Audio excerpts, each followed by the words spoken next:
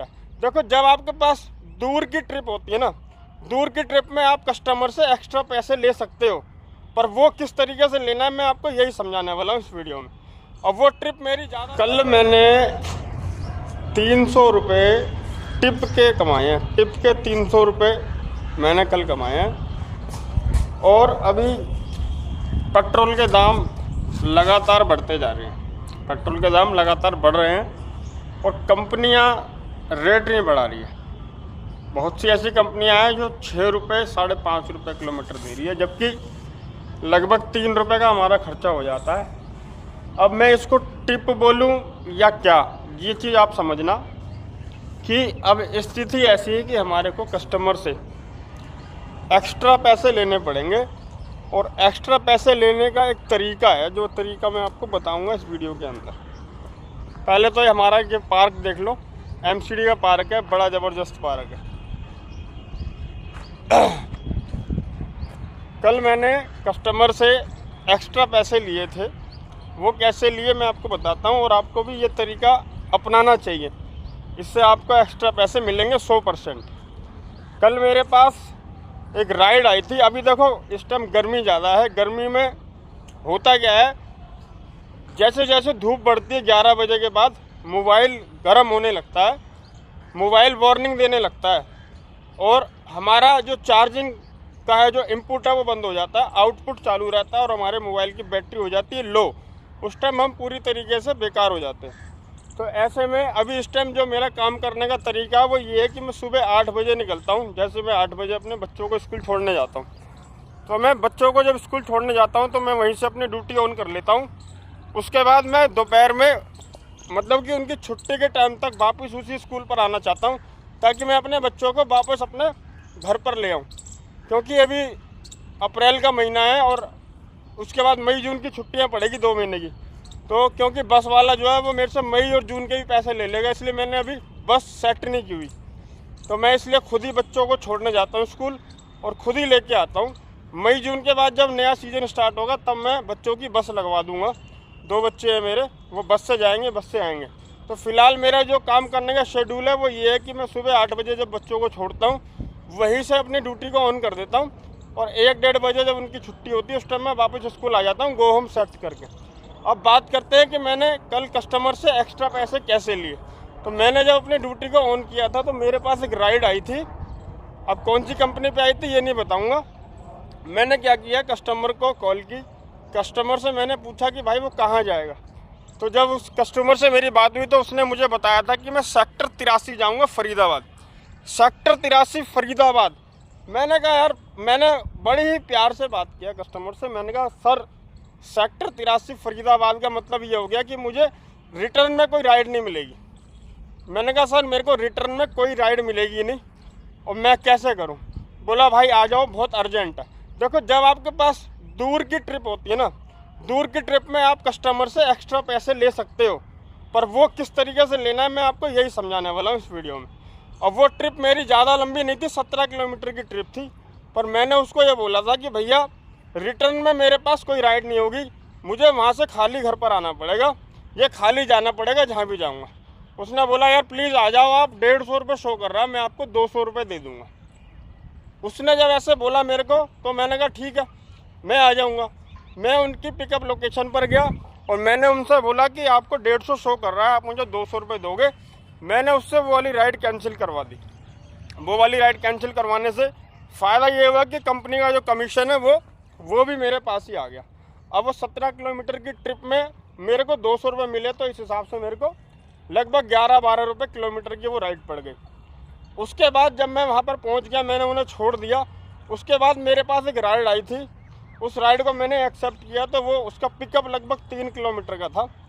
और मैंने जब कस्टमर को देखा तो वो कस्टमर वकील था, पेशे से वकील था। सेक्टर 12 जाना था फरीदाबाद में उसको, कोर्ट में। मैंने उसको जब देखा तो मैंने कहा सर आप तो टैक्सी करते हैं, आपने बाइक बुक करी है। वो बोल रहा है कि मैं रेगुलर टैक्सी ही बुक कर रहा था, पर कोई भी टैक्सी वाला आने को तैयार नहीं था। कह रहा कि मुझे मजबूरन मैंने बाइक करी है। और वो इस बात से खुश था कि मैं उनके पास चला भी गया, क्योंकि उनके पास बाइक वाला भी कोई जाने को तैयार नहीं था, पर मैं उनके पास चला गया था। मैंने उनको पिकअप किया और उनको ड्रॉप किया। देखो मैं आपको एक चीज़ और बताता हूँ, कभी भी जब आपके पास कस्टमर कोई बैठा होता है ना, तो आपको हमेशा कस्टमर से बात करते रहना चाहिए, क्योंकि जब आप कस्टमर से बात करते हैं तो कस्टमर आपको अपने साथ सहज महसूस करता है। कस्टमर हमेशा आपको अपने साथ सहज महसूस करता है, इसलिए आपको हमेशा कस्टमर से बात करते रहना चाहिए। अब मैंने लगातार हमारा राजनीति पर बातें होती रही उनसे, वो मेरे को सुनना चाह रहे थे, मैं उनको सुनना चाह रहा था। और हमारी जब वो ट्रिप कंप्लीट हुई तो उन्होंने मुझको एक 100 का नोट दे दिया। मैंने उनकी राइड को कंप्लीट किया तो मैंने देखा कि वो ऑनलाइन पेड था, और जब मैं उनको पीछे देख रहा हूँ तो वो मेरे से 5-6 कदम अपनी ओर को चले गए, कोर्ट की तरफ को, और मुझे ऐसे इशारा कर रहे थे थंब दिखाते हुए। मैं ये समझ गया था कि इन्होंने 100 रुपये मुझे टिप दे दिए, और उनकी ऑनलाइन पेमेंट थी, 55 रुपये का उनका ऑनलाइन पेड था। तो 100 रुपये की ट्रिप उन्होंने दे दी, 200 की वो वाली ट्रिप बन गई थी मेरी। उसके बाद मेरे पास फरीदाबाद सेक्टर 12 से एक राइड आई थी श्रेया शर्मा के नाम से।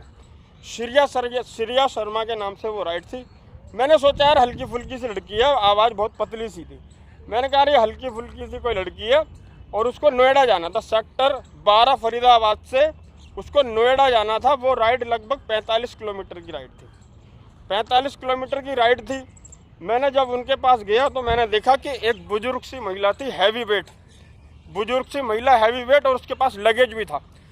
मैंने सोचा यार अगर ये राइड कैंसिल कर दूंगा तो तेरे को नोएडा जाने का तेरे पास से मौका छूट जाएगा, क्योंकि उबर पर मेरे पास राइड तो आ रही थी पर बहुत छोटी छोटी राइडें आ रही थी।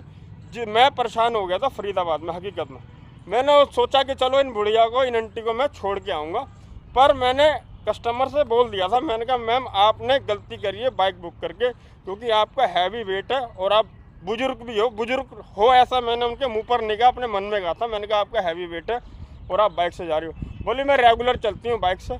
मैंने कहा मुझे ले जाने में दिक्कत नहीं है, दिक्कत आपको होगी, परेशानी होगी। कह रही बेटे मैं सह लूँगी।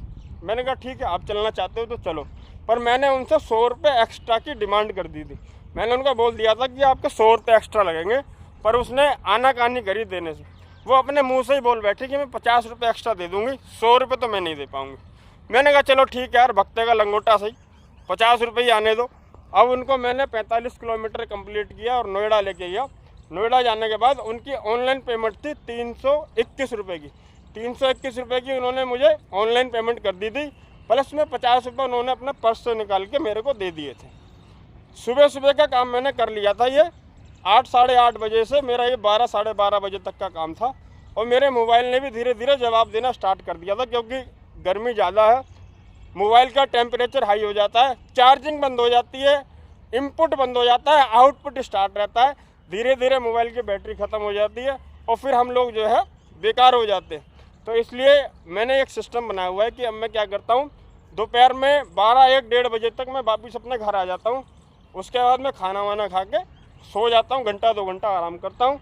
शाम को जैसे ही 4:30-5 बजते हैं, 4:30-5 बजे मैं अपनी ड्यूटी को ऑन कर देता हूँ। उसके बाद मैं रात को 9 बजे तक दबा के काम करता हूँ।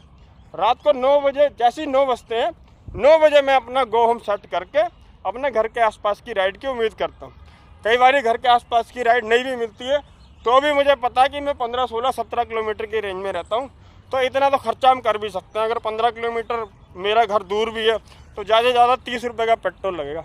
अब यहाँ पर बात आती है कि कस्टमर से एक्स्ट्रा पैसे ले तो ले कैसे। अब जैसे ही आपके पास राइड आती है और आपको लगता है कि ये राइड दूर की है, तो दूर की राइड में आपको ये जताना है कस्टमर को बात करके बड़े ही प्यार से कि भैया ऐसा है, उस जगह से रिटर्न कोई राइड नहीं मिलेगी, मुझे वहाँ से खाली आना पड़ेगा। आपने उसको कैंसिल करने के लिए नहीं कहना है, आपको कोशिश करनी है कि आप उससे एक्स्ट्रा पैसे किस तरीके से निकाल सकते हैं। यहाँ पर आपको ये बोलना है कि भैया देखो मैं आपको लेके तो चला जाऊँगा, पर वहाँ से खाली आने का पैसा पेट्रोल मेरी जेब से लगेगा। अब आप बताओ मैं क्या करूँ। आप इतना कहोगे, वो तुरंत आपको बोलेगा कि भैया मैं आपको वापस आने के पेट्रोल के पैसे दे दूँगा। इसका रीज़न ये होता है कि जब कोई लॉन्ग डिस्टेंस की ट्रिप में जाता है तो वो अपने 3-4 ट्रांसपोर्ट से वहाँ पहुँच पाता है। 3-4 ट्रांसपोर्ट में वो जाएगा तो उसके साथ परेशानी होगी, और अगर वो टैक्सी बुक करेगा लॉन्ग ट्रिप में तो उसके पैसे ज़्यादा लगते हैं। जैसे कि मान लो अगर कोई गुड़गांव से दिल्ली के अंदर इंटर कर रहा है तो वो बाइक टैक्सी बुक करता है, टैक्सी से वो नहीं बुक करता, क्योंकि टैक्सी में उसको टूल के पैसे देने पड़ते हैं। आप सोचो कस्टमर इतना तेज़ है कि वो टूल के पैसे बचाने के लिए गाड़ी की जगह बाइक बुक करता है। तो ऐसी चीज़ें, और आप कस्टमर बहुत तेज़ हो गए, कस्टमरों ने अब क्या कर रखा है, तीनों चारों ऐप के ऊपर चेक करते हैं, जिस ऐप पर सबसे कम पैसे उस ऐप से वो बुक करते हैं। तो कस्टमर बहुत तेज़ है। कल भी मेरे पास एक राइड आई थी पोर्टर पर पार्सल की, और वही राइड को मैं देख रहा था, वो बोर्जो पे लगातार नज़र आ रही थी मेरे को न्यू फ्रेंड्स कॉलोनी के अंदर। मैंने देखा न्यू फ्रेंड्स कॉलोनी में वो वाली राइड बोर्जो पर भी थी, और बाद में वही राइड पोर्टर पे आ गई। मैंने पोर्टर वाली राइड वही वाली एक्सेप्ट कर ली थी, और जब मैंने उसको एक्सेप्ट किया और मैंने GPS ऑन किया तो उस बंदे ने राइड को कैंसिल कर दिया। वो राइड कैंसिल होने के बाद मैंने जब बोर्जो पे देखा तो वही राइड बोर्जो से किसी और ने एक्सेप्ट कर ली थी। यानी कस्टमर इतना तेज है, उसने बोर्जो पर भी डाली हुई है और पोर्टर पर भी डाली हुई है, और जैसे ही बोर्जो से उठी पोर्टर से उसने कैंसिल कर दी। तो ग्राहक बहुत तेज हो गया भैया। कस्टमर जब तेज है तो राइडर को भी थोड़ा सा तेज होने की ज़रूरत है।